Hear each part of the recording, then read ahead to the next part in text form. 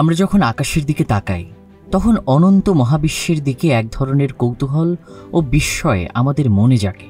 প্রশ্ন জাগে, এই মহাবিশ্বে কি আমরা একাই, নাকি মহাবিশ্বের অন্য কোনো এক প্রান্তে আমাদের মতোই অথবা আমাদের থেকে উন্নত কোনো সভ্যতার অস্তিত্ব আছে? বিজ্ঞানের মহাবিস্তার হওয়ার সূচনা লগ্ন থেকেই মানুষের মাথায় এই জটিল প্রশ্ন ঘুরপাক খেয়ে আসছে। আর সেই প্রশ্নের উত্তর খুঁজতে 1977 সালে নাসা উৎক্ষেপণ করেছিল একটি মহাকাশযান, যার নাম ছিল ভয়েজার 1। এটি ছিল এক বিশেষ মিশন যা মহাবিশ্বের অন্য প্রান্তের রহস্য উন্মোচনে সাহায্য করবে। ভয়েজার 1 উৎক্ষেপণ করা হয়েছিল 5 সেপ্টেম্বর 1977 সালে। এর মূল লক্ষ্য ছিল বৃহস্পতি ও শনি গ্রহের গুণাবলী পরীক্ষা করা, তার পাশাপাশি এই মহাবিশ্বের শেষ পর্যন্ত যাত্রা করা। যদিও মানুষ তখনও জানত না আসলে এই মহাকাশের শেষ কোথায়, তারপরও ভয়েজারকে পাঠানো হয় এই অনন্ত মিশনে। ভয়েজার 1 ছিল নাসার একটি অন্যতম সবচেয়ে বড় উচ্চাভিলাষী প্রকল্প। এর উদ্দেশ্য ছিল আমাদের সৌরজগতের সীমান্তের অতীত হতে শুরু করে মহাবিশ্বের অনন্ত যাত্রা করা এবং মহাবিশ্বে ছড়িয়ে ছিটিয়ে থাকা গ্রহ, নক্ষত্র, অ্যাস্ট্রয়েড, কমেটস এবং বিভিন্ন এলিমেন্টের ছবি আমাদেরকে পাঠানো। 1980 সালে এটি শনি ও বৃহস্পতি গ্রহের খুব কাছাকাছি চলে আসে। অসংখ্য ছবি, ভিডিও আমাদের পৃথিবীতে পাঠায়। সৌরজগতের অনেক না জানা রহস্যের উন্মোচন হতে থাকে ভয়েজারের এই যাত্রার মাধ্যমে। 1990 সালের 14 ফেব্রুয়ারি ভয়েজার তখন আমাদের পৃথিবী থেকে প্রায় 6 বিলিয়ন কিলোমিটার দূরে। ভয়েজারের সাথে যখন নাসার সকল যোগাযোগ প্রায় বিচ্ছিন্ন হবার পথে, তখন নাসা একটি চমৎকার সিদ্ধান্ত নেয়। ভয়েজারকে তার ক্যামেরা একেবারে পেছনে ঘুরিয়ে একটি ছবি তুলতে বলে।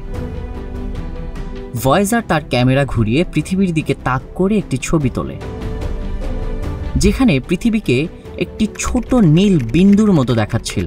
আর এই ছবিটি পেল ব্লু ডট নামে পরিচিত।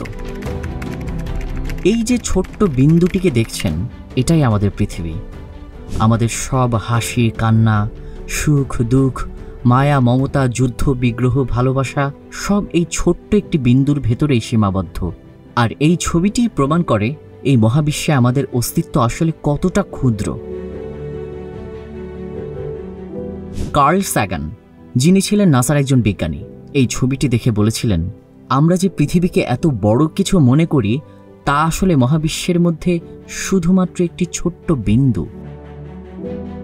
ভয়েজার 1-এ সংযুক্ত ছিল একটি গোল্ডেন রেকর্ড। এটি ছিল একটি অ্যালুমিনিয়াম সোনালী রেকর্ড যা পৃথিবী সম্পর্কে তথ্য ধারণ করে। রেকর্ডটির উদ্দেশ্য ছিল, যদি কোনো এলিয়েন জীব অথবা অন্য কোনো আধুনিক সভ্যতা বা অন্য কোনো বুদ্ধিমান সভ্যতা এই মহাকাশ যানটিকে পায়, তাহলে তারা আমাদের পৃথিবীর সম্পর্কে অনেক কিছু জানতে পারবে। আর তার সবকিছুই ছিল এই রেকর্ডারটির ভেতরে।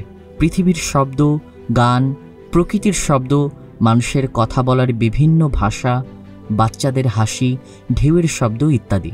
এটার ভিতরে ছিল 155টি ছবি, যার মধ্যে পৃথিবী, মানুষের জীবনযাপন, প্রাকৃতিক দৃশ্য এবং বিভিন্ন বৈজ্ঞানিক বিষয়। পৃথিবীর বিভিন্ন সংস্কৃতির প্রায় 27টি গান যার ভিতরে ইনস্টল করা ছিল।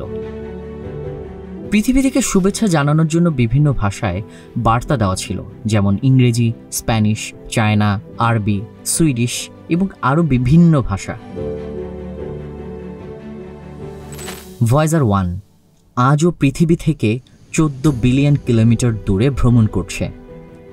2012 সালে এটি সৌরজগতের সীমা অতিক্রম করে ইন্টারস্টেলার স্পেসে অর্থাৎ মহাকাশের বাইরে প্রবেশ করেছে। যদিও এখনও এটি পৃথিবীতে তথ্য পাঠানো এবং তথ্য গ্রহণ করতে সক্ষম, তবে তার সংকেত অত্যন্ত দুর্বল। ধারণা করা হচ্ছে 2025 সালের মধ্যে এর সাথে আমাদের যোগাযোগ সম্পূর্ণভাবে শেষ হয়ে যাবে। আজ আমরা যখন আকাশের দিকে তাকাই তখন বুঝতে পারি ভয়েজার 1 শুধুমাত্র একটি যন্ত্র নয়, এটি আমাদের পৃথিবীর ইতিহাস, মানব সভ্যতার সংগ্রাম এবং আমাদের অসীম কৌতূহলের প্রতীক। 1977 সালে মহাকাশে প্রেরিত এই যাত্রা আমাদের পৃথিবীর ছোট্ট স্থানটিকে এক নতুন দৃষ্টিতে দেখিয়েছে। পেল ব্লু ডট ছবিটি আমাদের সকলের মনে একটি বার্তা পৌঁছে দেয় যে গ্রহটি আমাদের জীবন, আমাদের সকল সম্পর্ক, আমাদের সকল চাওয়া পাওয়া ধারণ করে, এটি একমাত্র ঘর, আমাদের একমাত্র পরিচিত স্থান।